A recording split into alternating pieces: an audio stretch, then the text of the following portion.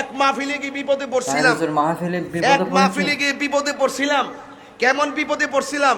আমি বলছিলাম রসুল হাজির নাজির, সে বলছে রসুল যদি মিলাদে হাজির হয় তাহলে আমার দেখাইয়া দেন। নবী তো হাজির মাহফিলের মধ্যে, রাহস না অ্যাটাক করেছে তাহির হুজুরকে। তখন আমি ভাবলাম যে তার যদি 100 দলিল দেয় সে মানবে না। তখন তারে বললাম যে তোমার কাঁধে দুজন ফেরেশতা আছে না নাই? আছে।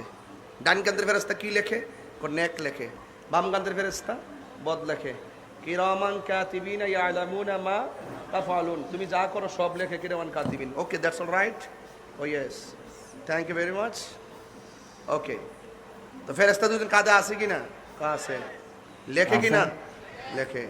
এখন আছে কিনা? আছে। ওজন লাগেনি? না। কাটলে পাওয়া যাবনি? না। বিশ্বাস করুনি? ঈমান।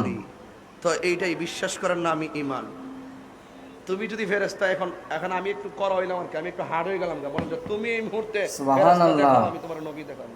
সুবহানাল্লাহ, কইটা কি সম্ভব নাকি? হ্যাঁ, এটা যেমন নাদিকে বিশ্বাস করা আছে, নবীটাও বিশ্বাস করবে। নবী দেখে, তোমার সেই চোখ নাই, তোমার চোখ জালালউদ্দিন সুয়ুতির মতো বানাও, 75 বার নবীকে দেখতে পারো।